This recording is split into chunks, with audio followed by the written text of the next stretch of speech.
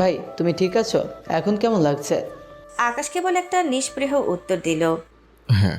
তার কণ্ঠে কোনো আবেগ নেই, ক্লান্তি মাখা এক গভীর শূন্যতা। সে আর কোনো কথা না বলে সিটে গা এলিয়ে দিয়ে বাইরের অন্ধকারের দিকে তাকিয়ে রইল। তার অবচেতন মন এখনো সেই ক্লাবের স্পর্শ আর মেঘলার সেই বিষাক্ত গালিগুলোর মধ্যে ঘুরপাক খাচ্ছে। মেঘলাদের ফ্ল্যাটের সামনে যখন পরপর 3টি গাড়ি এসে থামলো তখন রাত গভীর।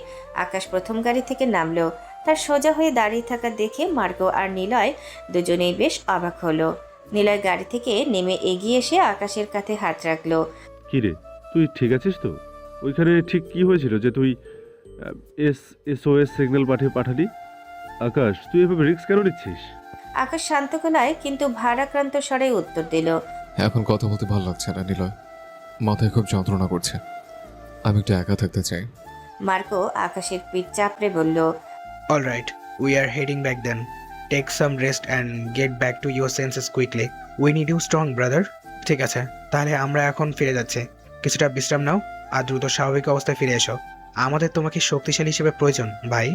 আকাশ মাথা নেড়ে সম্মতি জানালো এবং ধীর পায়ে ফ্ল্যাটের সিঁড়ির দিকে এগিয়ে গেল। আজিজ তখনও গাড়িতেই ছিল। আকাশ আজিজকে উদ্দেশ্য করে বলল, আজিজ, তুই চাঁদকে নিয়ে আজই বাড়ি ফিরে যা। বাবু যদি রাত্রেবেলা চাঁদকে বাড়িতে না দেখে তবে অনেক রাগ করবেন। তোদের আর এখানে থাকার দরকার নেই। আজিজ আকাশের কথা ফেলল না। নিলয় নিজের একটি গাড়ি নিয়ে তার বাড়ির উদ্দেশ্যে রওনা দিল। মার্কো তার সাথেই গেল। আজিজ উপর থেকে চাঁদকে নামিয়ে আনলো এবং আকাশের নির্দেশ মতো তাকে নিয়ে নিজের বাড়ির দিকে যাত্রা শুরু করলো। পার্কিং লটে আকাশের সেই বিলাসবহুল গাড়িটা একাকী দাঁড়িয়ে রইল, যেন এক বিষাদগ্রস্ত যোদ্ধার নীরব সাক্ষী। আকাশ যখন ফ্ল্যাটের দরজায় দাঁড়িয়ে বেল চাপল তখন তার ভেতরে এক অদ্ভুত অস্থিরতা কাজ করছিল। মেঘলা কি দরজা খুলবে, নাকি ভেতরের সেই ঘৃণা তাকে আরও দূরে ঠেলে দেবে? কলিং বেলের একটানা শব্দে মেঘলা যখন দরজা খুলল তার বুকের ভেতরটা এক অজানা আশঙ্কায় দুরু দুরু করছিল। আজিজ আর চাঁদ মাত্রই বেরিয়ে গেছে। তার কয়েক মিনিটের মাথায় আকাশের এই ফিরে আসাটা সে কল্পনাও করেনি। মেঘলা ভেবেছিল আজ হয়তো এই অভিশপ্ত রাতের পর আকাশ আর ফিরবে না, কিন্তু দরজার ওপারে দাঁড়ানো মানুষটিকে দেখে মেঘলা রীতিমতো ভরকে গেল। সামনে দাঁড়িয়ে এক বিধ্বস্ত আকাশ। তার চোখের মনি এখনো টকটকে লাল হয়ে আছে, যেন ভেতরে কোনো আগ্নেয়গিরি জ্বলছে। উস্কো খুস্কো চুলগুলো কপালে এসে পড়েছে। পরনের সাদা শার্টের ওপরের 3টে বোতাম খোলা। শার্টের একদিকের অংশ প্যান্টে ইন করা থাকলেও অন্যদিকটা আলুথালু হয়ে ঝুলে আছে। তাকে দেখে মনে হচ্ছে কোনো এক প্রলয়ঙ্করী যুদ্ধের ময়দান থেকে সে মাত্রই ফিরেছে। আকাশের অবিন্যস্ত বেশভূষা আর লাল চোখ দেখে মেঘলার মনে হলো এই লোকটা নির্ঘাত নেশা করে ফিরেছে। তার দুপুরের সেই দম্ভ আর রাতের এই হীন দশা দেখে মেঘলার মনে এক বিচিত্র ঘৃণার উদ্রেক হলো। সে কোনো কথা বলল না, শুধু নিঃশব্দে একপাশে সরে দাঁড়িয়ে আকাশকে ভেতরে আসার জায়গা করে দিল। আকাশ টলমল পায়ে ভেতরে ঢুকলো। লিভিং রুমে এসে সে কোনো কথা না বলে সোফায় ধপাস করে বসে পড়ল। তার শরীরটা যেন আর ভার সইতে পারছে না। সোফার কুশন মাথাটা এলিয়ে দিয়ে সে চোখ বন্ধ করল। তার কপালে বিন্দু বিন্দু ঘাম জমেছে। মেঘলা দরজার পাল্লাটা আটকে দিয়ে দূরে দাঁড়িয়ে আকাশকে পর্যবেক্ষণ করতে লাগলো। ঘরের নিস্তব্ধতায় আকাশের ভারী নিঃশ্বাসের শব্দ স্পষ্ট শোনা যাচ্ছে। এই সেই মানুষ যে কয়েক ঘন্টা আগেও দাপট দেখিয়ে বেরিয়ে গিয়েছিল, আর এখন সে নিজের অস্তিত্বটুকু সামলাতে হিমশিম খাচ্ছে। নেশার ঘরে না কি অন্য কোনো যন্ত্রণায় আকাশ এভাবে ভেঙে পড়েছে, তা মেঘলার কাছে এক দুর্ভেদ্য রহস্য হয়েই রইল। বীর তখনও পাশের ঘরে ঘুমোচ্ছিল।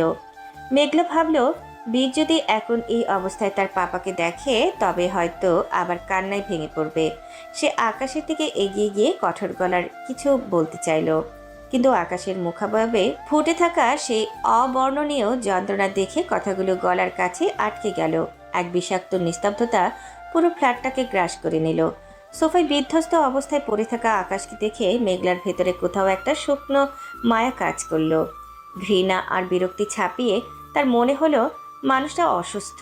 সে দ্রুত রান্নাঘরে গিয়ে এক গ্লাস লেবু জাল আর হালকা কিছু খাবার নিয়ে লিভিং রুমে ফিরে এলো। ঠিক সেই মুহূর্তে প্রকৃতির বুকেও যেন প্রলয় শুরু হলো। জানালার বাইরে বাতাসের শোষ শব্দ আর আচমকা মেঘের গর্জনে আকাশ পাতাল কেঁপে উঠল। মুহূর্তের মধ্যেই পুরো ফ্ল্যাটটা অন্ধকারে ডুবে গেল। কারেন্ট চলে গেছে। মেঘলা অন্ধকারে হাতড়ে দুটো মোমবাতি খুঁজে বের করলো। মোমবাতি শিখার কম্পমান আলোয় ড্রয়িং রুমটা এক মায়াবী রহস্যময় রূপ ধারণ করলো। মেঘলা আকাশের কাছে গিয়ে নিচু হয়ে তাকে ডাকতে শুরু করলো। এই যে শুনছেন, উঠুন, লেবু জলটা খেয়ে নিন। কিন্তু আকাশের কোনো হেলদোল নেই। সে যেন এক গভীর নেশা আর ঘোরের অতলে তলিয়ে গেছে। মেঘলা আবার একটু জোরেই ডাকলো। উঠো না কেন, এমন কেন করছো? আমি জানি তুমি সব শুনতে পাচ্ছ। আকাশ এবার ধীরে ধীরে চোখ মেলল। নেশা আর ইঞ্জেকশনের ঘোরে তার দৃষ্টি তখন ঝাপসা। মোমবাতির লালচে আভায় সে সামনে থাকা নারীটির দিকে তাকালো। মেঘলা আজ পরেছে একটি চকচকে কমলা রঙের চুড়িদার। ওড়নাটা শাড়ির আঁচলের মতো করে মাথায় তোলা। কাঁদলে হয়তো ফর্সা মানুষের রূপ আরও ফেটে পড়ে। মেঘলার ফোলা ফোলা লাল চোখ আর টকটকে ফর্সা গায়ের রং সেই বিষাদ মাখা সৌন্দর্য উপচে পড়ছে। লম্বা চুলগুলো অবিন্যস্তভাবে একটা ক্লাচার দিয়ে আটকানো, সেখানে যেখান থেকে কিছু অবাধ্য চুলে লক্স এসে বারবার তার কপালে আর গালে এসে পড়ছে। মাতাল অবস্থায় আকাশের কাছে এই দৃশ্যটা যেন কোনো এক নিষিদ্ধ মোহে রূপ নিল। মেঘলা এক নাগারে কিছু বলে যাচ্ছে, তার টসটসে লাল ঠোঁট দুটো নড়ছে, কিন্তু আকাশের কানে কোনো শব্দ পৌঁছাচ্ছে না। সে শুধু দেখছে ওই ঠোঁটের কম্পন আর মোমবাতির আলোয় মেঘলার গালের ওপর নাচে ওঠা অবাধ্য চুলের ছায়া। হঠাৎ করে আকাশের ভেতরে সেই অবদমিত আকাঙ্ক্ষা মাথাচাড়া দিয়ে উঠল।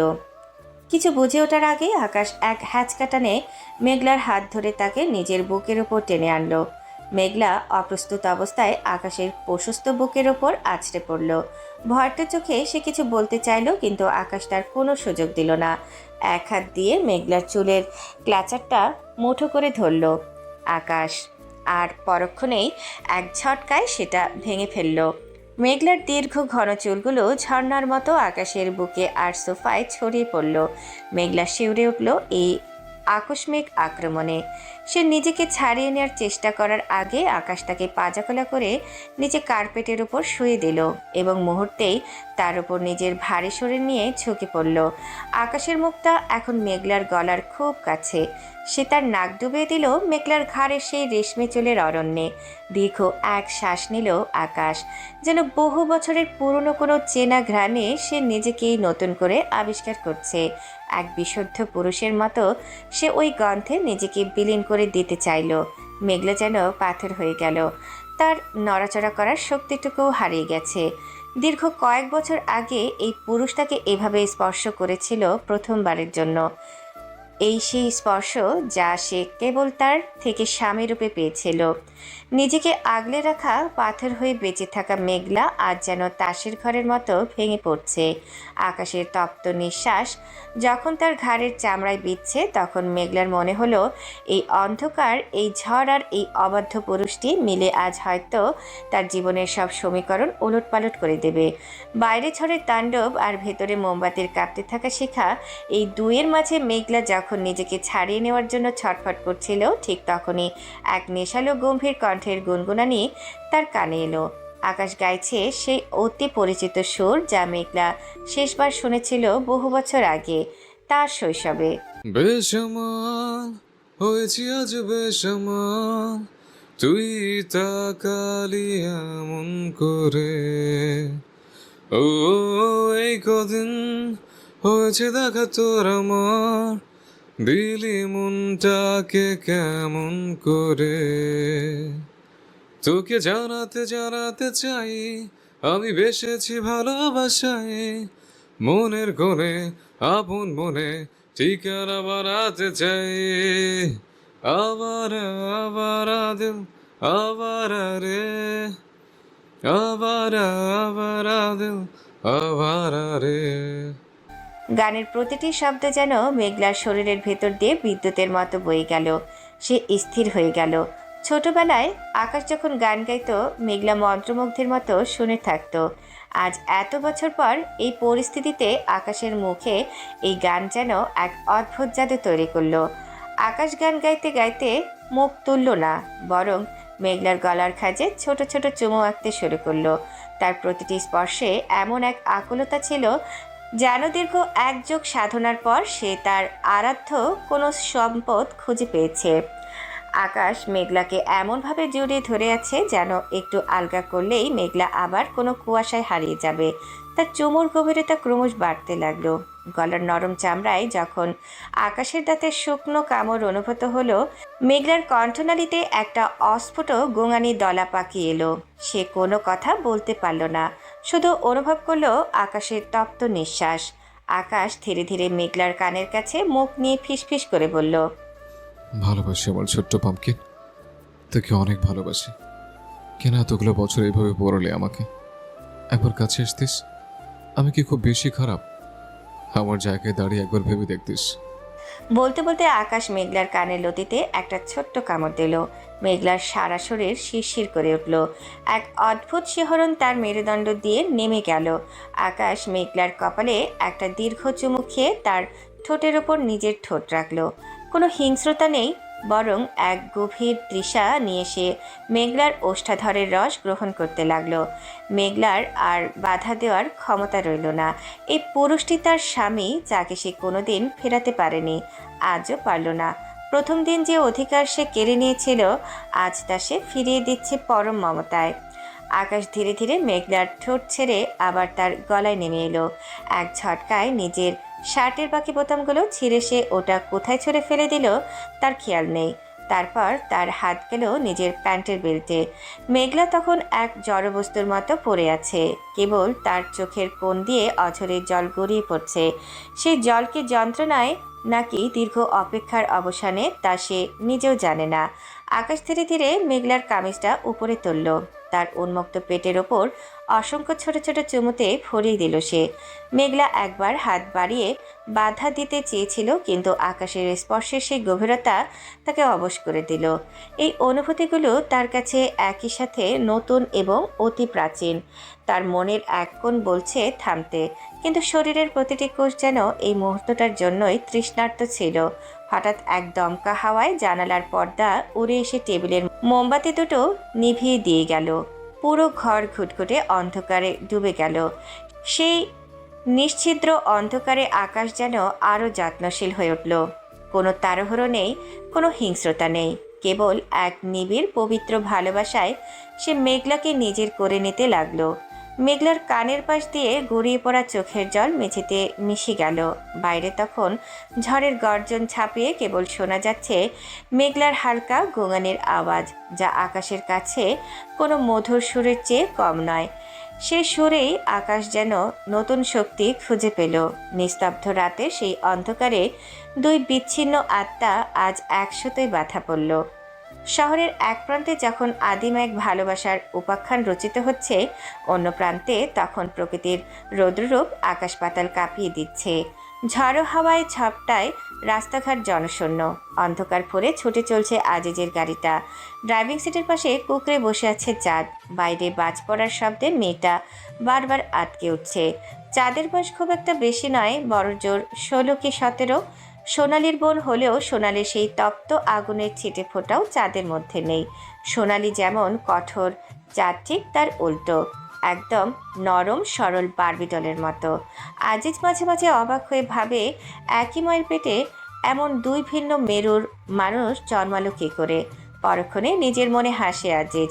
হয়তো অন্য কোনো দুনিয়া থেকে এই ছোট্ট পরীটাকে পাঠিয়ে দেওয়া হয়েছে। হঠাৎ দমকা বৃষ্টির সাথে শুরু হলো বড় বড় পাথরের মতো শিলাবৃষ্টি। বাতাসের ঝাপটায় গাড়ির চাকা একটা গর্তে পড়ে বিকট শব্দে পাংচার হয়ে গেল। গাড়িটা নিয়ন্ত্রণ হারিয়ে রাস্তার ধারের এক বিশাল গাছের সাথে সজোরে ধাক্কা খেল। কাঁচ ভাঙার ঝনঝন শব্দে চারপাশ কেঁপে উঠল। চাঁদের কপালে হালকা চোট লাগলো, আর ভাঙা কাচের টুকরো ছিটকে এসে বিঁধল আজিজের হাতে। আজিজ নিজের যন্ত্রণায় কথা ভুলে আগে চাঁদের দিকে ঝুঁকে পড়ল। চাঁদ, তুই ঠিক আছিস? কোথায় লেগেছে বল? চাঁদ যন্ত্রণায় চোখ বুজে কাঁদছে। সামনের উইন্ডো সিট ভেঙে যাওয়ায় বৃষ্টির জল হু হু করে ভেতরে ঢুকছে। এই পাহাড়ি এলাকায় জনবসতি খুব কম, মাইলের পর মাইল শুধু ধুধু মাঠ। আজিজ বৃষ্টির ঝাপটায় চোখ কচলে দূরে তাকালো। কুয়াশা আর অন্ধকারের মাঝে মিটমিটে কয়েকটা আলোর রেখা দেখা যাচ্ছে। দুটো নাকি তিনটে বাড়ি হবে হয়তো। আজিজ আর দেরি করলো না, চাঁদকে পাজাকোলা করে গাড়ি থেকে বের করে বৃষ্টির মধ্যে দৌড়াতে শুরু করলো। একটা জীর্ণ কিন্তু মজবুত দরজার সামনে গিয়ে সজোরে নক করলো সে। কিছুক্ষণ পর কপাট খুলল এক বৃদ্ধ ব্যক্তি, পাশে তার জোয়ান ছেলে। আজিজ হাবাতে হাবাতে সব খুলে বলায় লোকটা দয়া ভরে তাদের ভেতরে আসার জায়গা করে দিল। বাড়ির ভেতরে যেতেই এক বৃদ্ধা নারী এগিয়ে এলেন। চাঁদের ভেজা কাপড়ের দশা দেখে তিনি তার নাতনিকে ডেকে বললেন চাঁদের ড্রেসগুলো বদলে দিতে। নাতনিটিও প্রায় চাঁদেরই বয়সী। সে মমতায় চাঁদকে ভেতরে নিয়ে গেল। এদিকে আজিজের অবস্থা শোচনীয়। বৃদ্ধ লোকটা তার ছেলের একটা পুরনো শার্ট আর একটা লুঙ্গি আজিজের দিকে বাড়িয়ে দিলেন। আজিজ তো থতমত খেয়ে গেল। জীবনে সে কখনো লুঙ্গি পরেনি, প্যান্ট ছাড়া অন্য কিছু পরার কথা সে ভাবতেও পারে না। কিন্তু ভেজা কাপড়ে থাকলে নিউমোনিয়া নিশ্চিত, তাই অনিচ্ছা সত্ত্বেও সে আনাড়ি হাতে লুঙ্গিটা পরে নিল। আয়নায় নিজের রূপ দেখে আজিজ নিজেই বিড়বিড় করল, আকাশ ভাই দেখলে নির্ঘাত আজ হাসতে হাসতে মরে যেত। কিছুক্ষণ পর সেই বৃদ্ধা এক থালা ধোয়া ওঠা গরম ভাত আর ডাল নিয়ে হাজির হলেন। হাসি মুখে বললেন, নাও বাপ, খেয়ে নাও। আমাদের গরিবের ঘর, এর বেশি তো কিছু নেই, কিন্তু পেট ভরে খেলে শরীরে শক্তি পাবে। বাইরে তখনও ঝমঝম করে বৃষ্টি পড়ছে। টিনের চালে বৃষ্টির শব্দে এক বিচিত্র সুর তৈরি হচ্ছে। আজ যার চাঁদ দুই ভিন্ন জগতের মানুষ আজ এক অজগাড়া পায়ের সাধারণ মাটির ঘরে আশ্রিত। তারা জানে না রাতের এই ঝড় তাদের জীবনের গল্পের মোড় কোন দিকে ঘুরিয়ে দেবে। মাঝরাতে টিনের চালে বৃষ্টির একঘেয়ে শব্দ ছাপিয়ে হঠাৎ এক আকাশ ফাটা আর্তচিৎকারে আজিজের ঘুম ভেঙে গেল। ধরফর করে উঠে দেখল পাশে সেই বৃদ্ধির নাতি নেই। আজিজ পাগলের মতো পাশের ঘরের দিকে দৌড়ে গিয়ে যা দেখল তাতে তার শরীরের রক্ত হিম হয়ে গেল। সে লম্পট ছেলেটা চাঁদের শ্লীলতা হানি করার চেষ্টা করছে, আর চাঁদ ভয়ে কুকড়ে গিয়ে চিৎকার করছে, তোকে মানুষ করতে পারলাম না, এইটুকু একটা মেয়ের গায়ে হাত দিতে তোর লালসা জাগলো। বৃদ্ধ তার নাতিকে ঠাটিয়ে থাপ্পড় মারছেন আর চিৎকার করছেন। আজিজ এক মুহূর্ত দেরি করল না। ছেঁড়া জামাটা বুকের সাথে চেপে ধরে কাঁপতে থাকা চাঁদকে সে নিজের আড়ালে টেনে নিল। চাঁদের সারা শরীর থরথর করে কাঁপছে। সে আজিজের বুকের মাঝে মুখ লুকিয়ে ফুপিয়ে কেঁদে উঠল। আজিজের মাথায় তখন আগুনের হালকা বয়ে যাচ্ছে। জ্যোৎস্না সে মর্মান্তিক স্মৃতি আর এখন চাঁদের এই অবস্থা সব মিলিয়ে সে হিতাহিত জ্ঞান হারিয়ে ফেলল। লুঙ্গি পরা অবস্থাতেই আজিজ জানোয়ারটার উপর ছাপিয়ে পড়ল। শোরের বাচ্চা, তোকে আজ মেরে এখানে পুঁতে রেখে যাব। বলেই সে শুরু করলো নারকীয় মার। আজিজের লাথি আর ঘুষিতে ছেলেটা উঠোনে আছাড় খেয়ে পড়ল। চিৎকার চেঁচামেচিতে পাশের 2-3 ঘরের গ্রাম্য লোকগুলো লাঠি আর টর্চ নিয়ে জড়ো হলো। বৃষ্টির তীব্রতা কমলেও ঝিরঝির করে তখনও জল পড়ছে। গ্রামের লোকেরা সব শুনে বৃদ্ধকে ধিক্কার দিতে লাগলো। কিন্তু ঠিক তখনই বৃদ্ধ লোকটা নাতিকে বাঁচাতে বলল, আরে থামুন, এই ছোকরা তো নিজেই মেয়েটার সাথে ফষ্টি নষ্টি করে আমাদের গ্রামে এসে আশ্রয় নিয়েছে। আজিজ যেন আকাশ থেকে পড়ল। কি বলছেন আপনি? ও আমার বোনের মতো, আমি ভালোবাসি ওর বোনকে। তালুকদার বাড়ির ছোট মেয়েও। তালুকদার বাড়ির মেয়ে শুনতে তার গ্রামবাসীর মধ্যে এক চাপা গুঞ্জন শুরু হলো। লোকটা জোরে হাসলো। ওরে বাবা, শালির সাথে রাতে ঘুরে বেড়ানো, আর সেই বড় বোনকে না খেয়ে কারা ধর্ষণ করে মেরে ফেলে দিয়ে গেছে। আসলে এই পরিবারের মেয়েগুলোই তো নষ্ট। বড়টা মরেছে নিজের দোষে, এখন ছোটটাকে নিয়ে ঢং করতে এসেছে এই লুঙ্গি পরা বাবু। গ্রামের ছেলের দোষ দিয়ে লাভ নেই, এরা দুজনে ফার্স্ট মিস্টেক করতে এসেছিল। ওদের এখনই উঠানেও বিয়ে দিয়ে দাও। আজিজের মাথায় যেন আকাশ ভেঙে পড়ল। সে চিৎকার করে বলল, খবরদার, মুখ সামলে কথা বলুন। আপনারা জানেন ও কার মেয়ে? ও তালুকদার বাড়ির মেয়ে। কথাটা শুনেই ভিড়ের মধ্যে গুঞ্জন শুরু হলো। একজন গ্রাম্য লোক বিদ্রুপ করে বলল, আজিজ দেখল গ্রামের সংকীর্ণ মানসিকতা আর নোংরামি কোনো পর্যায়ে পৌঁছেছে। যারা কিছুক্ষণ আগে লম্পট ছেলেটাকে গালি দিচ্ছিল তারাই এখন চাঁদের চরিত্র নিয়ে কাটাছেঁড়া শুরু করেছে। সমাজের এই বিষাক্ত রূপ আজিজকে স্তব্ধ করে দিল। একদিকে চাঁদের কান্নার আওয়াজ, অন্যদিকে গ্রামবাসীদের কুৎসিত প্রস্তাব। আজিজ বুঝল আজ রাতটা কেবল বৃষ্টির নয়, আজ রাতটা এক চরম অপমানের। সে চাঁদকে আরও শক্ত করে জড়িয়ে ধরল। মনে মনে ভাবল এই অন্ধকার সমাজ থেকে তাকে রক্ষা করতেই হবে। বাইরে ঝড়ের তাণ্ডব এখন অনেকটাই শান্ত। কেবল বৃষ্টির একঘেয়ে রিমঝিম শব্দটা এখনো ঘরের নিস্তব্ধতাকে সঙ্গ দিচ্ছে। ড্রয়িং রুমের মেঝেতে কার্পেটের উপর এক অদ্ভুত দৃশ্য রচিত হয়েছে। আকাশ আর মেঘলা দুটো শরীর যেন আজ একে অপরের মাঝে বিলীন হয়ে আছে। আকাশের পরনে আজ অদ্ভুতভাবে মেঘলার সেই সবুজ রঙের ওড়নাটা জড়ানো, যা তার পেশিবহুল শরীরের রক্ষতাকে এক মায়াবী রূপ দিয়েছে। আর মেঘলার গায়ে আকাশের সেই সাদা শার্টটা, যা তার হাঁটু পর্যন্ত ঢেকে রেখেছে, কিন্তু শার্টের হাতগুলো তার কবজির কাছে আলগা হয়ে ঝুলে আছে। আকাশ মেঘলাকে আষ্টে পৃষ্ঠে নিজের বুকের সাথে এমনভাবে জড়িয়ে ধরে রেখেছে যেন এক মুহূর্তের জন্য বাঁধন আলগা করলেই মেঘলা কোনো অদৃশ্য কুয়াশায় মিলিয়ে যাবে। আকাশের উন্মুক্ত চওড়া বুকের ওপর মেঘলা নিশ্চিন্তে মাথা রেখে অঘরে ঘুমাচ্ছে। তার এলোমেলো চুলগুলো আকাশের বুকে ছড়িয়ে আছে। আকাশ অপলক দৃষ্টিতে মেঘলার মুখের দিকে তাকিয়ে আছে। জানালার বাইরে অনেক দূরে রাস্তার কোনো এক ল্যাম্পপোস্ট থেকে হলুদ রঙের এক চিলতে ক্ষীণ আলো ড্রয়িং রুমের কাচ ভেদ করে মেঘলার মুখে এসে পড়েছে। সে হালকা আলো আধারের খেলায় মেঘলাকে আজ পৃথিবীর সবচেয়ে মায়াবী নারী মনে হচ্ছে। আকাশের নজর গেল মেঘলার ঠোঁটের দিকে। কামড়ের আঘাতে ঠোঁটের এক কোণ ফেটে কিছুটা রক্ত জমে কালো হয়ে আছে। দৃশ্যটা দেখে আকাশের ঠোঁটের কোণে এক চিলতে রহস্যময় হাসি ফুটে উঠল।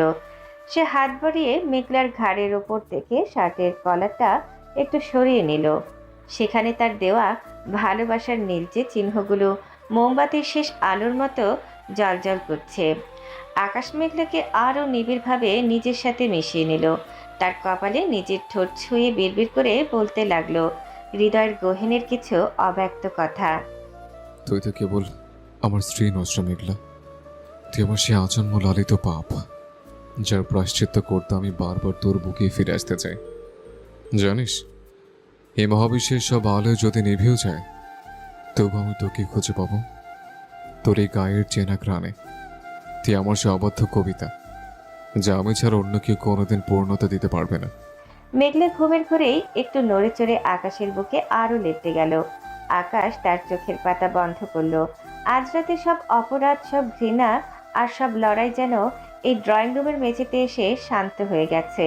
আকাশ জানে কাল সকালে হয়তো আবার লড়াই শুরু হবে, কিন্তু আজকের এই শান্ত রাতটা শুধুই তাদের।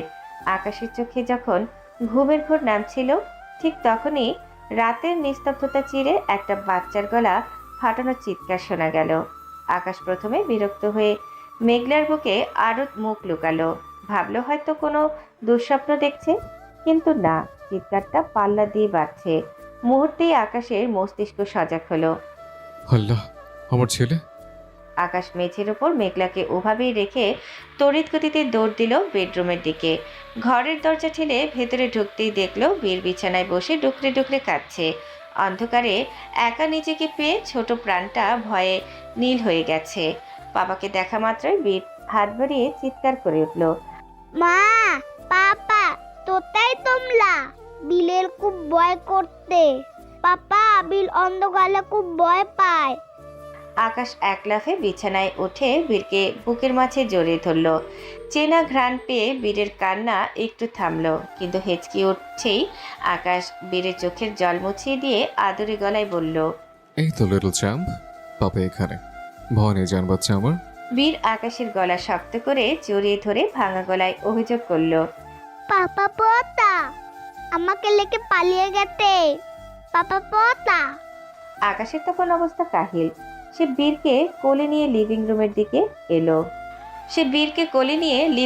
দিকে এলো, যেখানে মেঘলা তখনও ওভাবেই গভীর ঘুমে আচ্ছন্ন। বীরকে ভোলানোর জন্য আকাশ এবার একটু নিচু স্বরে রসিকতা শুরু করলো। বাপ থাম, কানের ভোল্টেজ ডাউন করে দিলে চিৎকার করে। আমি আছি। তোর মায়ের সাথে জঙ্গলে মঙ্গল করতে যাইনি, আমি বাড়িতে কাজ করেছি। কি আব্বা, তোর মায়ের সাথে কুতকুত খেলছিলাম বাপ। তোর মাকে অমাবস্যার জ্যোৎস্না রাত দেখাচ্ছিলাম। বীর কান্না চোখে বাপের কথা বোঝার চেষ্টা করলো। আকাশের ছেলের অবুঝ চাহনি দেখে বলল। বীর কিছু না বুঝে ফ্যাল ফ্যাল করে তাকিয়ে জিজ্ঞাসা করলো, পাপা তুমি কি পদল? ছেলের এই প্রশ্নে আকাশ আর হাসি চেপে রাখতে পারল না। সে বীরকে নিজের বুকের সাথে লেপ্টে ধরল। এদিকে মেঘলার সেই মায়াবী সম্পূর্ণ, আর অন্যদিকে বীরের এই নিষ্পাপ অভিমান। আকাশের 13 বছরের সব যন্ত্রণার যেন আজ এক পূর্ণাঙ্গ ইতি ঘটল। বাপ ছেলের ফিসফিসানি আর বীরের সেই আধো আধো হাসিতে মেঘলার তন্দ্রাটা টুটে গেল। অন্ধকার ড্রয়িং রুমের মাঝে আকাশ নিজের ফোনের ফ্ল্যাশটা জ্বালিয়ে রেখেছে, যার তীব্র আলোয় মেঘলা চোখ কচলাতে কচলাতে উঠে বসার চেষ্টা করলো। বাইরে এখনো কারেন্ট আসেনি, ঝিরঝির বৃষ্টির শব্দটা এখনো আগের মতোই একঘেয়ে। বীরের হঠাৎ ঘুম ভেঙেছিল মায়ের আদুরে ছোঁয়া না পেয়ে। ছোট্ট প্রাণটা অন্ধকারের মাঝে মাকে না পেয়েই ওইভাবে গগনবিদারী চিৎকার জোরে দিয়েছিল। মেঘলার দিকে তাকিয়ে বীর এবার তার চিরচেনা আদরটা পেশ করলো। মা দুধু খাবো। মেঘলা হাত বাড়িয়ে বীরকে নিজের কাছে টেনে নিতে চাইলো, কিন্তু শরীরটা নড়াচড়া করতেই সে টের পেল তার শরীরের প্রতিটা হাড়ের জোড়ায় জোড়ায় যেন তীব্র যন্ত্রণা। মনে হচ্ছে কেউ তাকে চাবুক দিয়ে পিটিয়েছে। নড়তে গেলেই এক অদ্ভুত অবশ করা ব্যথা। আকাশ মেঘলার এই করুণ দশা আর অসহায় মুখভঙ্গি দেখে মুখ টিপে হাসছে। আকাশ বীরকে নিয়ে মেঘলার গা ঘেঁষে বসে পড়ল। বীর ঝটপট হামাগুড়ি দিয়ে মায়ের বুকের কাছে চলে এলো, কিন্তু মুহূর্তে সে থমকে গেল মেঘলার পায়ে নিজের মায়ের কামিজের বদলে বর্ষারও একটা সাদা শার্ট দেখে। বীরের চোখ দুটো কপালে উঠল। সে মেঘলার দিকে ড্যাব ড্যাব করে তাকিয়ে থেকে প্রশ্ন করলো, মা তুমি পাপাল দামা বলো তো কেন? তুমি পাপা হয়ে গেছো? ছেলের এই অদ্ভুত প্রশ্নে আকাশ আর নিজেকে ধরে রাখতে পারল না। অন্ধকার ড্রয়িং রুমে কাঁপিয়ে সে হা হা করে হো হো করে হেসে উঠল। মেঘলা লজ্জায় আর অপমানে লাল হয়ে আকাশের দিকে কটমট করে তাকালো, দাঁতে দাঁত চেপে বিড়বিড় করে বলল, অভদ্র পুরুষ একটা। বাপের হাসি দেখে বীরও উৎসাহ পেয়ে গেল। সে আকাশের দিকে আঙুল তুলে মেঘলার সুরের আধো আধো গলায় কপি করলো। অবাধ্য পুরুষ একটা। আকাশের হাসি যেন থামতেই চায় না। সে বীরের কপালে একটা টোকা দিয়ে মেঘলার দিকে তাকিয়ে বাঁকা হেসে বলল, বেশি না বকে ছেলেকে খাওয়া। খিদের চোটে ছেলে এখন তোর সাথে সাথে আমাকেও পাগল বানিয়ে ছাড়বে। এমনি একবার পাগল বলেছে। মেঘলা বীরকে নিজের আরও কাছে টেনে নিল। বীরের একটা বিশেষ অভ্যাস আছে, সে দুধ খাওয়ার সময় প্রতিবার তার মায়ের কামিজ নিচ থেকে একদম উঁচু করে ফেলে, তার ভেতরে মাথা ঢুকিয়ে দেয়। কিন্তু আজ সে দেখল কামিজের বদলে বড় বড় বোতামওয়ালা একটা শার্ট। মেঘলা যখন বুঝলো কি হতে যাচ্ছে, সে আড়ষ্ট হয়ে আকাশের দিকে তাকালো। আকাশ নির্বিকারভাবে বলল, তোল, আমি তো পড়িয়েছি, এখন বলতে লজ্জা কিসের? তোল বলছে। এতক্ষণ ধরে তো এরকম অবস্থাতেই ছিল, বড্ড লজ্জা তো এখন দেখছে। তোমার বাকি আর কি আছে যা আমি দেখিনি শুনি? একেবারে সব কিছু তো দেখে নিয়েছে, লজ্জাটা একটু দূরে রাখো এখন। মেঘলা এবার আর সহ্য করতে পারল না। ছেলেকে কোলে নিয়েই সে তীব্র এক ধমক দিল। চুপ করবে তুমি, একদম একটা কথাও বলবে না। আকাশ মেঘলা সেই রণচণ্ডী মূর্তি দেখে এবার একটু দমল। মেঘলা বীরকে খাওয়াতে শুরু করেছে। চারিদিকে এক অদ্ভুত শান্ত নীরবতা। আকাশ অপলক চোখে মা আর ছেলের এই স্বর্গীয় দৃশ্যটা দেখছিল। আর মনেই আকাশ বলে উঠল, যৌনতার শহরে প্রেম যখন মাংসে বিলাসী, হতভাগা মন সে 90 দশকের প্রেমে বিশ্বাসী। কিন্তু ঠিক সেই মুহূর্তে সব মোহ ভেঙে চুরমার হয়ে গেল আকাশের ফোনের কর্কশ আওয়াজে। অন্ধকার ঘরে ফোনের ফ্ল্যাশটা কাঁপছে। মেঘলা আর আকাশ দুজনেই একসাথে ফোনের স্ক্রিনের দিকে তাকালো। স্ক্রিনে বড় বড় হরফে কলারের নাম লেখা, আতপাগল। ফোনের স্ক্রিনে আতপাগল নামটা জলজল করতে দেখে আকাশের মেজাজ মুহূর্তে সপ্তমে চলল। সে বিড়বিড় করে বলে উঠল, এই হারামজাদার কি মাঝরাতে আবার কিরমি উঠে গেছে? এ অসময়ে ফোন দেওয়ার মানে কি? মেঘলা অবাক হয়ে জিজ্ঞাসা করলো, কে ফোন করেছে? আকাশ ফোনটা কানে নিতে নিতে উত্তর দিল, তোর গুণধর ভাই। কলটা রিসিভ করতে ওপাশ থেকে কোনো কথা নয়, বরং কান্নার শব্দ ভেসে এলো। তবে সেটা আজিজের গলা নয়। আকাশ স্পষ্ট শুনতে পেল একটা মেয়ের ফুপিয়ে কান্নার আওয়াজ। আজিজের ফোন থেকে চাঁদ কাটছে। আকাশ একটু থমত খেয়ে গেল। চাঁদের কান্নার বেগ এতই বেশি যে সে কথাই বলতে পারছে না। আকাশ গম্ভীর গলায় বলল, কি হয়েছে চাঁদ? আজিজের ফোনে তুই কাঁদছিস কেন? আজিজ কোথায়? চাঁদ ওপাশ থেকে যা বলল তা শোনার জন্য আকাশ মোটেও প্রস্তুত ছিল না। ওখানকার পুরো ঘটনাটা শুনে আকাশের জল শক্ত হয়ে এলো। সে শুধু বলল, ঠিক আছে, শান্ত হ, আমি 10 মিনিটের মধ্যে আসছি। ফোনটা কেটেই সে উঠে দাঁড়ালো। মেঘলা উৎসুক হয়ে তাকিয়ে আছে। আকাশ মেঘলার দিকে তাকিয়ে ছোট করে বলল, তোর ভাই আর আমার বোন একসাথে কট খাইছে রে মেঘলা। একথা বলেই আকাশ দ্রুত ওয়াশরুমে ঢুকে গেল। ঠিক 5 মিনিট পরেই সে বেরিয়ে এলো। মেঘলা তখনও যন্ত্রণায় মেঝের উপর আধা শোয়া হয়ে আছে। আকাশ তোয়ালে দিয়ে মাথা মুছতে মুছতে বলল, সে না থেকে আমার জামা প্যান্টগুলো বের করে দে, আমাকে এখনই বেরোতে হবে। মেঘলা ব্যথায় কুকড়ে গিয়ে বলল, আমি নড়তে পারছি না, তুমি আগে বীরকে তুলে নিয়ে গিয়ে বিছানায় শুয়ে দিয়ে আসো। আকাশ বীরকে পাজা কোলে তুলে নিয়ে বেডরুমের দিকে হাঁটা দিল। এখনও কারেন্ট আসেনি, ফোনের ফ্ল্যাশ জ্বালিয়েই সব কাজ হচ্ছে। মেঘলা খুব ধীর পায়ে দেয়াল ধরে ধরে আকাশের পেছন পেছন বেডরুমে এলো। কোমরের নিচ থেকে মনে হচ্ছে শরীরটা অবশ হয়ে গেছে। প্রতিটা পদক্ষেপে যেন সহস্র সুই ফুটছে।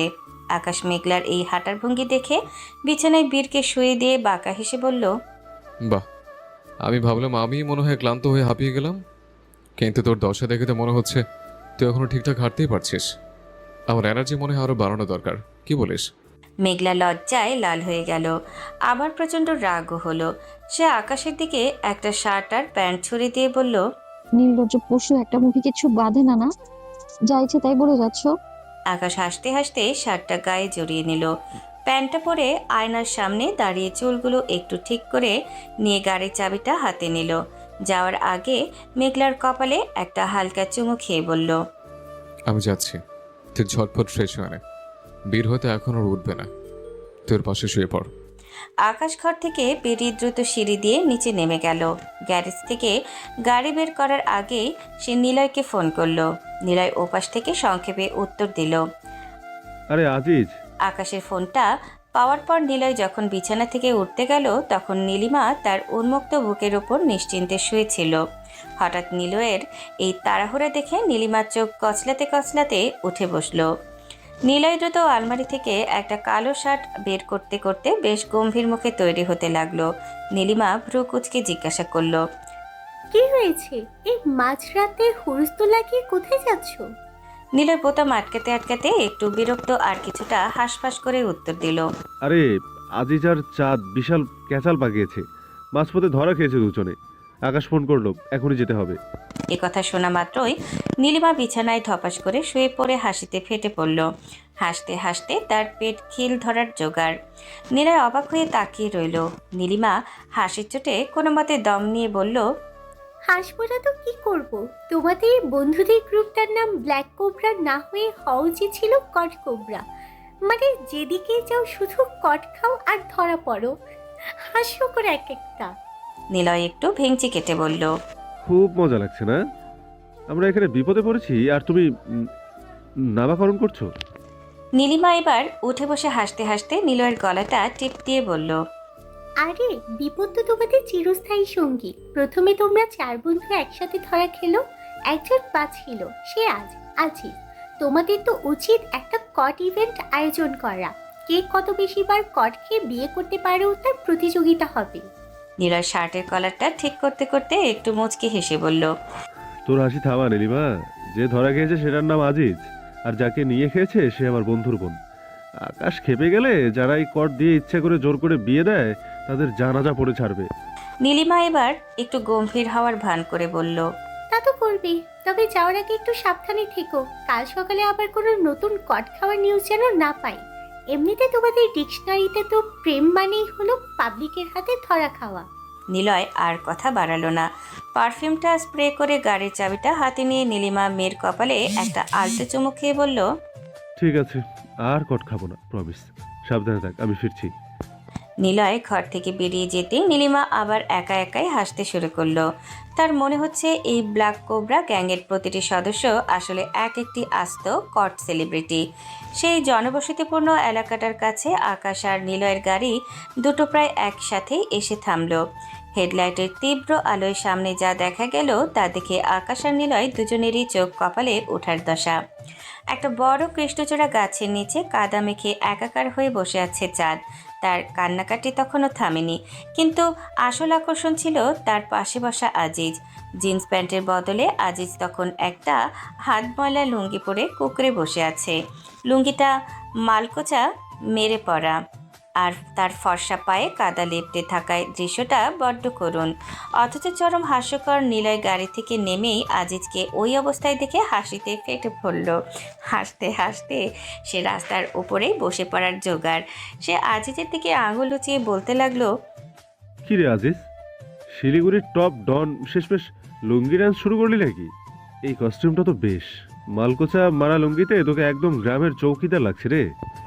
আজিজ বেচারা লজ্জায় কুকড়ে গিয়ে দাঁত কিরমির করে বলল, নিলয় একদম ফাইজলামি করবি না বলে দিচ্ছি, পরিস্থিতিটা বুঝতে চেষ্টা কর। আকাশ এতক্ষণ গম্ভীর থাকার চেষ্টা করছিল, কিন্তু আজিজের সেই লুঙ্গি পরার ভঙ্গি দেখে সেও আর নিজেকে সামলাতে পারল না। সে এগিয়ে গিয়ে নিলয়ের সাথে পাল্লা দিয়ে টিপ্পনি কাটা শুরু করলো। আরে নিলয়, তুই বুঝছিস না কেন? আজিজ আসলে আমাদের ব্ল্যাক কোবরা গ্রুপের জন্য নতুন ইউনিফর্ম লঞ্চ করেছে। আজিজ, লুঙ্গিটাকে শোরুম থেকে কিনেছিস নাকি কারো বাড়ির তার থেকে চুরি করেছিস রে? বড্ড বেমানান লাগছে। নিলয় এবার আজিজের আরও কাছে গিয়ে তার লুঙ্গির মালকোচাটা টেনে টেনে দিয়ে বলল, দোস্ত, প্যান্টটা কোথায় হারালি? নাকি প্যান্ট খুলেই দৌড় দিয়েছিস? চাঁদ কি শেষমেশ তোকে লুঙ্গি পরিয়ে ঘোরানোর প্ল্যান করছে?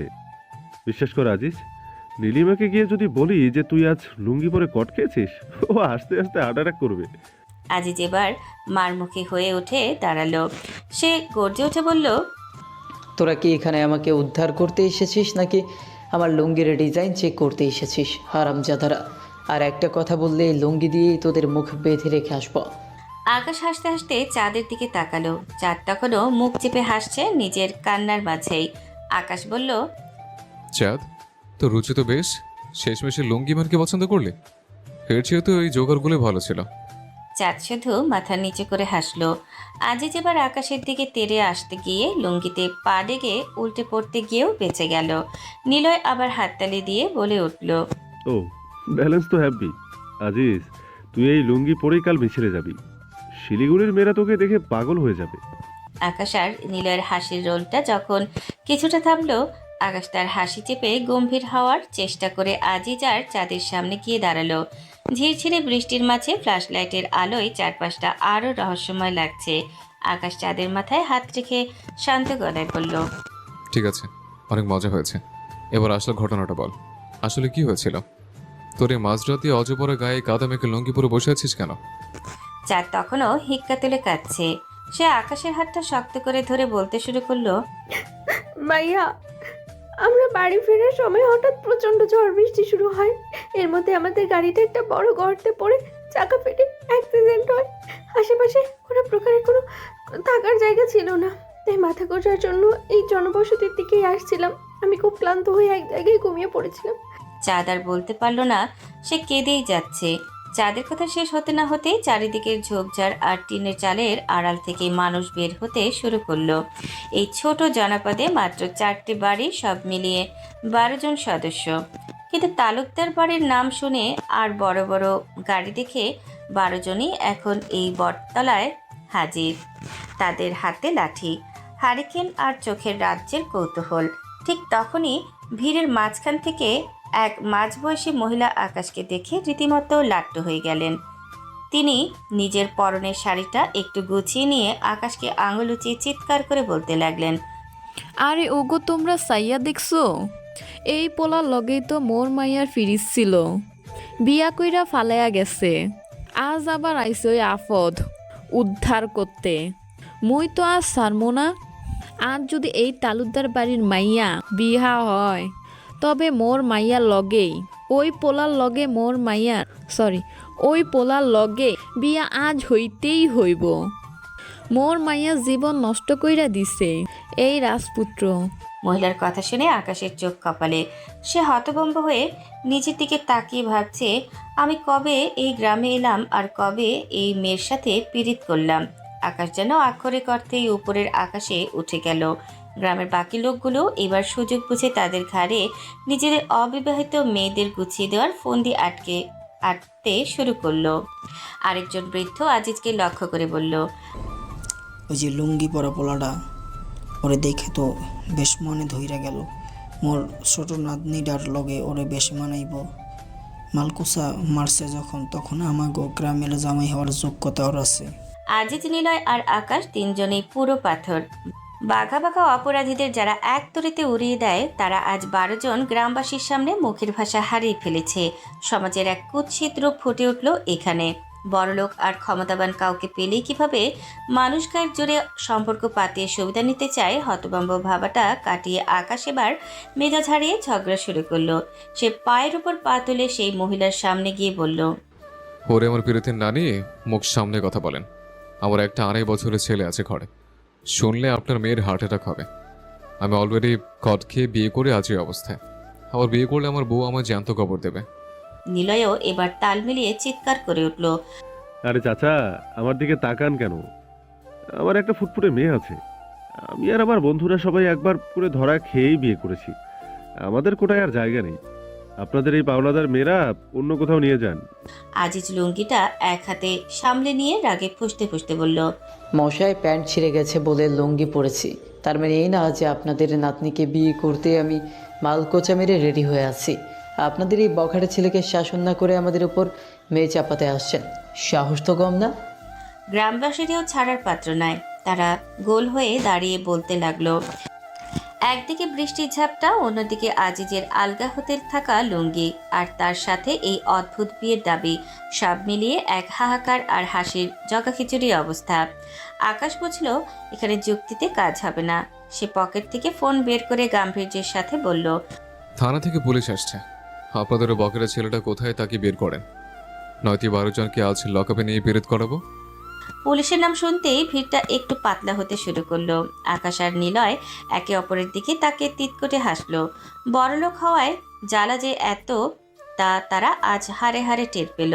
আজিজ গজগজ করতে করতে গাড়িতে গিয়ে বসলো, আর আকাশ বিড়বিড় করলো, আজকের রাতটা আসলে রোমান্টিক হওয়ার কথা ছিল না, ছিল কট খাওয়ার রাত।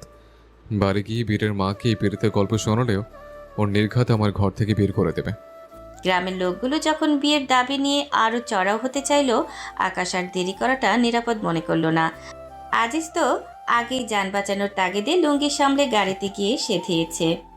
আকাশ কাদামাখা চাঁদকে পাজাকোলা তুলে নিয়ে নিজের গাড়ির পেছনের সিটে বসিয়ে দিল। নিলয় দ্রুত পায়ে গিয়ে নিজের ড্রাইভিং সিটে বসলো। মুহূর্তের মধ্যেই দুটো গাড়ি স্টার্ট দিয়ে কাদা ছিটিয়ে সেই অদ্ভুত গ্রাম থেকে বেরিয়ে এলো। পেছনের সিটে বসে আজিজ একটা লম্বা স্বস্তির নিঃশ্বাস ফেলে মনে মনে ভাবল, যাক বাবা, এই যাত্রায় বেঁচে গেছি। একবার কট খেয়ে জান লেজে গোবরের অবস্থা, তার উপর আবার এই লুঙ্গি পরে গ্রাম্য জামাই হওয়া থেকে যে আল্লাহ বাঁচাইছে, এটাই শুকুর আলহামদুলিল্লাহ। গাড়ি চালাতে চালাতে আকাশ মেঘলার ফোনে কল করলো। মেঘলার ওপাশ থেকে ঘুম জড়ানো কণ্ঠ শুনে আকাশ শান্ত স্বরে বলল, শোন, আমি সরাসরি তালুকদের বাড়ি যাচ্ছি। ঝামেলা মিটে গেছে, আজ আর ফিরছে না। তুই দরজা জানলা ভালো করে লক করে বীরকে নিয়ে ঘুমিয়ে পড়। ফোনটা রাখতেই আজিজ পেছন থেকে করুণ সুরে বলে উঠল, ভাই পেটে তো ইঁদুর নাম মনে হচ্ছে, আজ তো ডাইনোসর লাফাচ্ছে। কিছু একটা খাও না ভাই, খিদের চোটে লুঙ্গি সামলানোর শক্তিটুকুও পাচ্ছি না। আকাশ আয়নায় আজিজের দিকে একবার কটমট করে তাকালো। বিরক্তি চরমে থাকলেও ভোরের হালকা আলোয় রাস্তার ধারে একটা ঝুপড়ি চায়ের দোকানে কেবল খুলতে দেখে সে গাড়িটা থামালো। নীলয় পেছনের গাড়ি থেকে নেমে এলো। নীলিমা টেনশনে আপাতত নেই ভেবে নিলয়ে চিলমোড়ে চা খেতে চাইল। আজিজ গাড়ি থেকে নামার সাহস পেল না, কারণ ভোরের আলোয় তার ওই লুঙ্গির লোক পাবলিকই দেখলে ইজ্জতের ফালুদা হয়ে যাবে। আকাশ এক কাপ চা আর কিছু বিস্কিট নিয়ে গাড়িতে গিয়ে চাঁদের হাতে দিয়ে এলো। তারপর শুরু হলো আসল তাণ্ডব। আকাশ আর নিলয় মিলে দোকানের সামনে দাঁড়িয়ে আজিজকে ধুয়ে দিতে লাগলো। নিলয় চায়ের কাপে চুমুক দিয়ে বলল, আরে আকাশ, তুই আজিজকে গালি দিচ্ছিস কেন? ও তো আজকে আমাদের হিরো। মালকোচা মারা লুঙ্গি পরে ও যেভাবে কাদার মধ্যে লুঙ্গি ফাইট করেছে, এ তো অলিম্পিকে যাওয়া উচিত ছিল। শুধু সমস্যা একটাই, লুঙ্গিটা যদি যুদ্ধের মাঝখানে খুলে যেত, তবে শিলিগুড়ির ডন আজিজের জায়গায় ওটা উলঙ্গ আজিজ ওই ইতিহাসে নাম লেখাতো। আকাশ পকেটে হাত দিয়ে আজিজের দিকে তাকিয়ে বলল, তুই তো একটা আস্ত গাধা আছিস।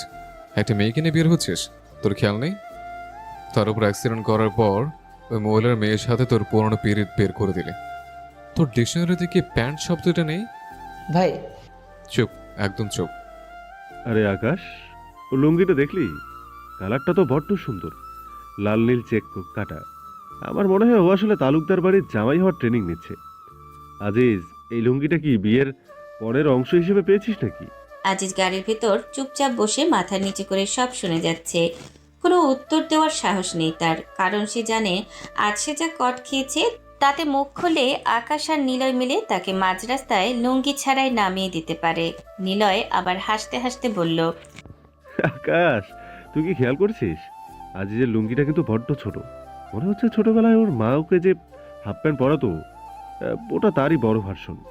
আজিজ, পা দুটো তো কাদার জন্য একদম মিল্কি হোয়াইট লাগছে রে। বিউটি পার্লারে যাওয়ার কোনো দরকার নেই তোর। আকাশ হেসে দিয়ে বলল, চল, একে আর পচাস না। এমনিতেও লুঙ্গি সামলাতে সামলাতে জানছিস, বাড়িতে গিয়ে যখন আব্বা ওকে এই হালতে দেখবে তখন বুঝবে মজা কত প্রকার ও কে কে।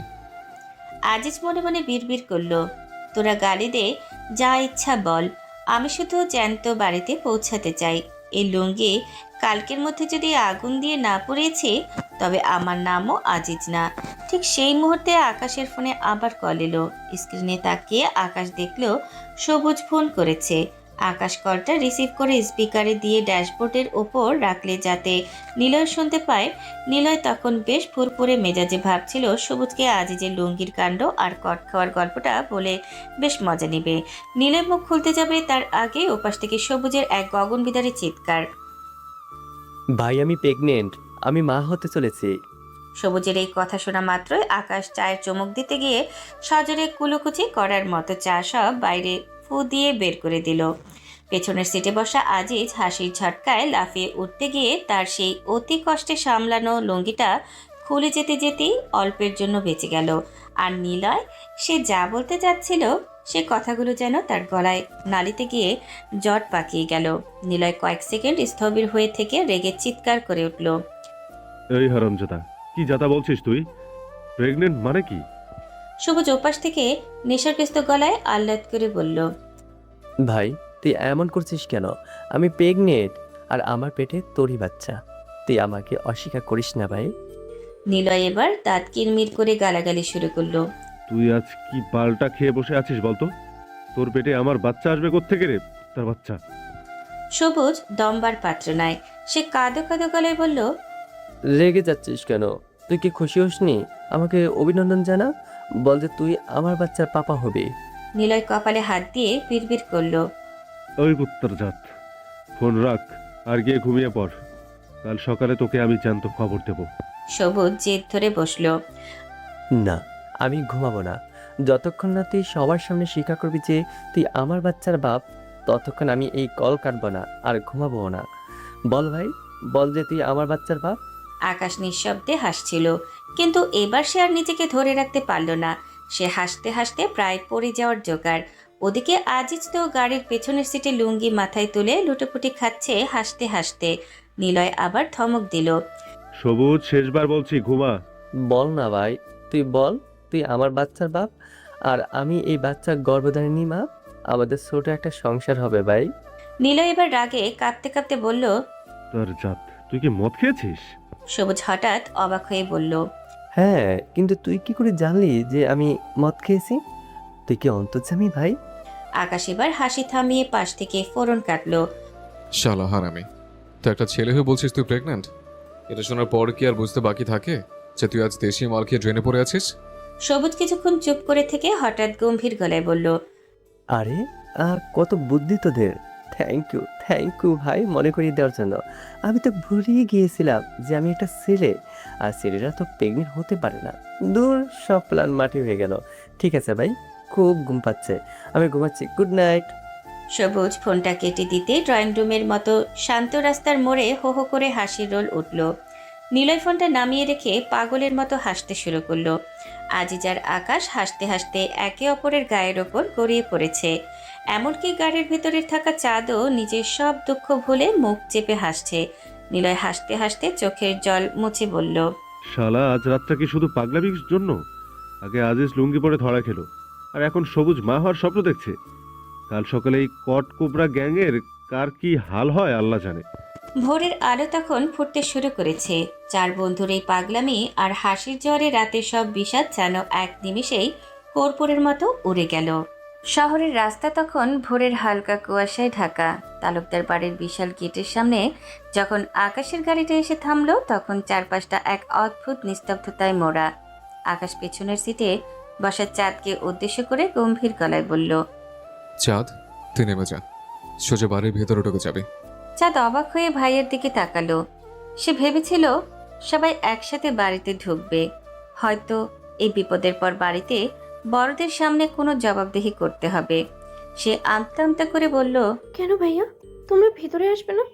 তোমরা কোথাও যাচ্ছ এই অবস্থায়? আকাশের চোয়াল শক্ত। সে সামনের দিকে তাকিয়ে ঠান্ডা গলায় উত্তর দিল, আমাদের একটু কাজ আছে, তুই যা। আমি রোদকে ফোন করে দিয়েছি, ও এখনই বাইরে আসছে। কোনো দিকে না তাকিয়ে সোজা ভেতরে চলে যাবে। ঠিক সেই মুহূর্তেই বাড়ির ছোট গেট দিয়ে রোদ আর মার্কো তড়িঘড়ি করে বেরিয়ে এলো। রোদের হাতে একটা ব্যাগ, যার ভেতরে উকি দিচ্ছে একটা প্যান্ট।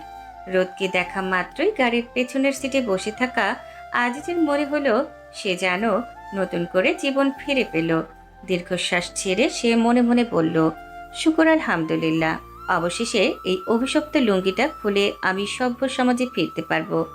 রোদ গাড়ির কাছে এসে ভেতরের অবস্থাটা একবার দেখে নিল। সে চাঁদের হাত ধরে আগলে নিয়ে আকাশের দিকে তাকিয়ে মাথা নাড়ল।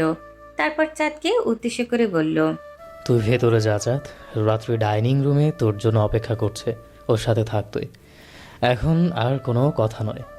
চাঁদ আর কিছু বলার সুযোগ পেল না। রোদ তাকে নিয়ে গেটের ভেতরে ঢুকে গেল। যাওয়ার আগে আজিজের হাতে ব্যাগটা দিয়ে গেল, যা আজিজ নিজের কোলের ওপর টেনে নিল। প্যান্টটা হাতে পেয়ে আজিজের আত্মবিশ্বাস যেন কয়েকগুণ বেড়ে গেল। গাড়ির বাইরে দাঁড়িয়ে থাকা নিলয় এবার অন্য গাড়ি থেকে এসে আকাশের গাড়ির সামনের সিটে বসলো। পেছনে আজিজের পাশে মার্কো, চার বন্ধুর এই নীরবতা যেন কোনো আসন্ন ঝড়ের পূর্বাভাস। আকাশের চোখে মুখে এখন আর কোনো হাসি নেই, সেখানে অদ্ভুত নেশা। নিলয় আর আকাশ একে অপরের দিকে তাকালো।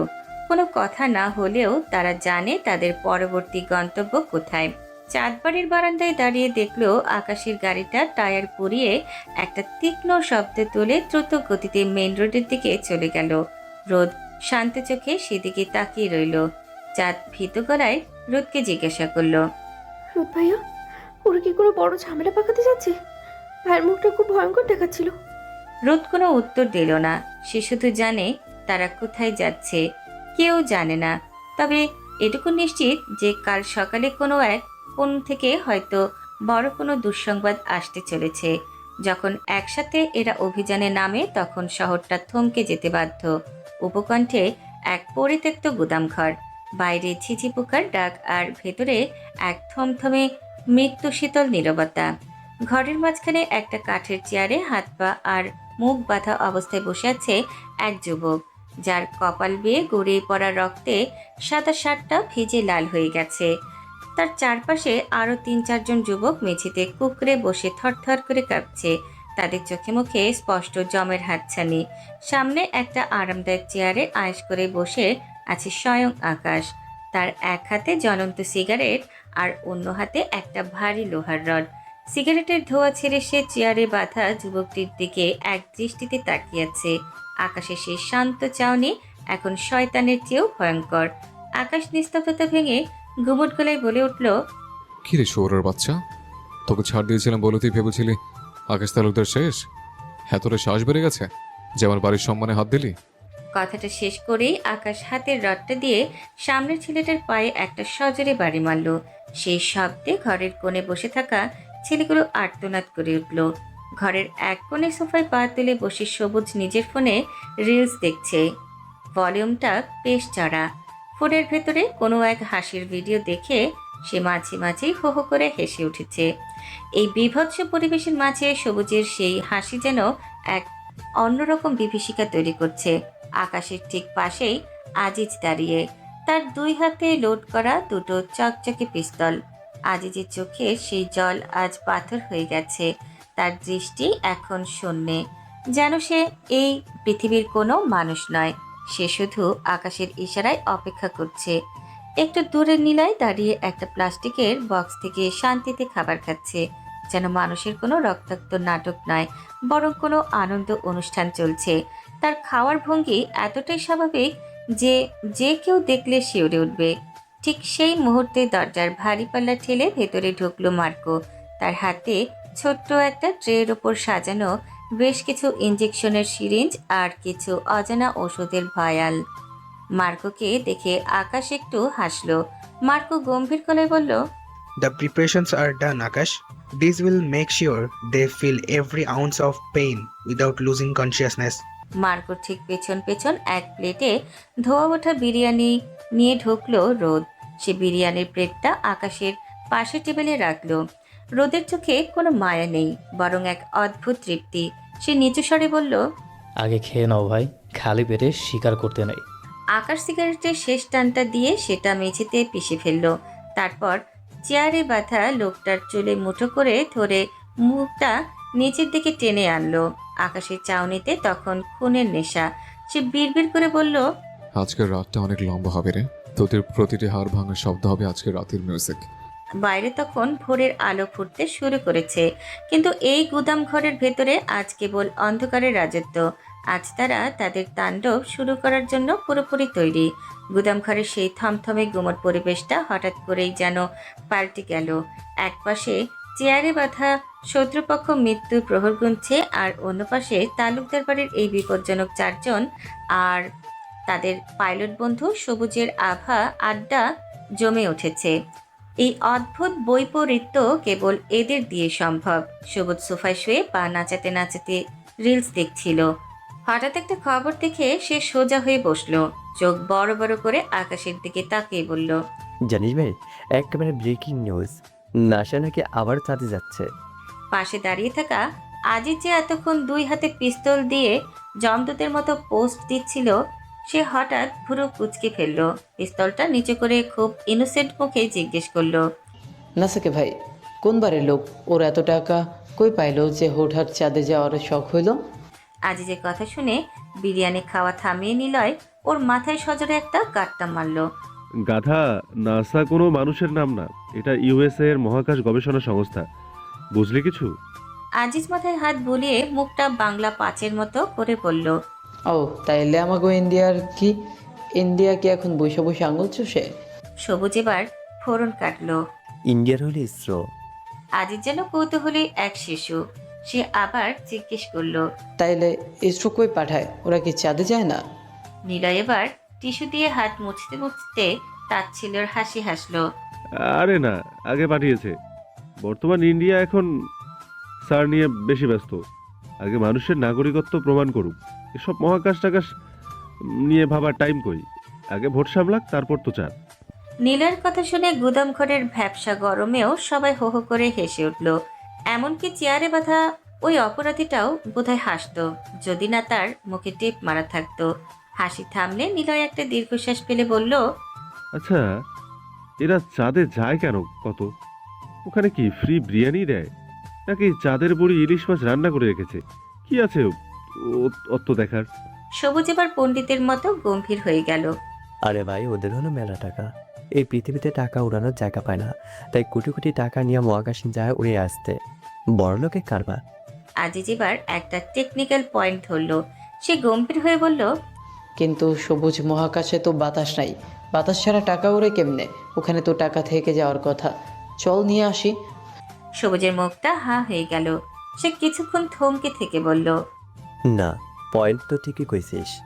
বাবার বিষয় এটা। এই বিষয়ে এভাবে ভাবলেও উত্তর পাওয়া যাবে না।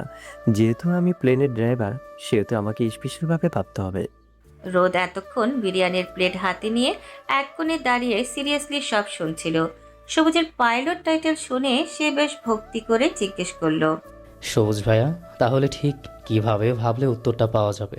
আপনি তো আকাশে উড়েন, আপনি নিশ্চয়ই সিক্রেটটা জানেন। পাইলট টাইটেল শুনে সে বেশ ভক্তি ভরে জিজ্ঞেস করলো। বাকি সবাইও বেশ আগ্রহ নিয়ে সবুজের দিকে তাকালো। ভাবখানা এমন যে সবুজ এখনই আইনস্টাইনের কোনো থিওরি ঝাড়বে। সবুজ সবার মনোযোগ দেখে আরও গম্ভীর হয়ে গেল। সে থুতনিতে হাত দিয়ে কিছুক্ষণ চিন্তার ভান করলো। তারপর খুব ধীর স্থিরভাবে বলল, আসলে বসে বসে ভাবতে হবে, তবেই উত্তর পাওয়া যাবে। দাঁড়িয়ে ভাবলে ব্রেন কাজ করে না। এক সেকেন্ডের নিস্তব্ধতা। তারপরে নিলয় সবুজের পিঠে দুম করে একটা কিল বসিয়ে দিল। শালা জাউরা, তুই আমাদের সিরিয়াসলি জ্ঞান দিচ্ছিলি? সবুজ ব্যথায় কুকিয়ে উঠে রেগে গিয়ে বলল, দেখ বাল, তোদের জ্বালায় আমি আর থাকবো না এই দেশে। তোরা খালি মেরেই যাস। যা, কসম খেলাম কালকে আমি প্লেন নিয়ে উড়িয়া গিয়া সরাসরি চাঁদে ল্যান্ড করব, তোরা দেখিস। আজিজ এবার আহ্লাদি হয়ে উঠল। সে পিস্তল কোমরে গুজে সবুজের পাশে গিয়ে বসলো। আমারেও নিয়ে যাস ভাই, আমিও যেতে চাই। শুধু আমারে না, আমাদের এই যে কয়জন আছে সবাইকে নিয়ে যাস। আমরা সবাই মিলে চাঁদে গিয়ে পিকনিক করব। তোর ভাড়ার টাকা আমরা সব দিয়ে দিব, টেনশন নিস না। নিলয় এবার সায় দিল। হ্যাঁ, ইতিহাস রচনা হবে ভাই। 4 জন খুনি আর একজন পাগলা পাইলট চাঁদে ল্যান্ড করছে। এর চেয়ে বড় নিউজ আর কি হইতে পারে? এতক্ষণ আকাশ চুপচাপ সব শুনছিল আর সিগারেট টানছিল। সে ধোয়া ছেড়ে ম্লান হেসে বলল, তোরা যে প্লেনে করে চাঁদে যাওয়ার কথা ইচ্ছে প্রকাশ করেছিস, এর চেয়ে বড় ইতিহাস আর কি হতে পারে? এই শিলিগুড়ি থেকে তোদের চাঁদ পাঠাতে পারলে নাসে ইসরো সবাই চাকরি ছেড়ে দিয়ে ফিরেওয়ালা হয়ে যাবে।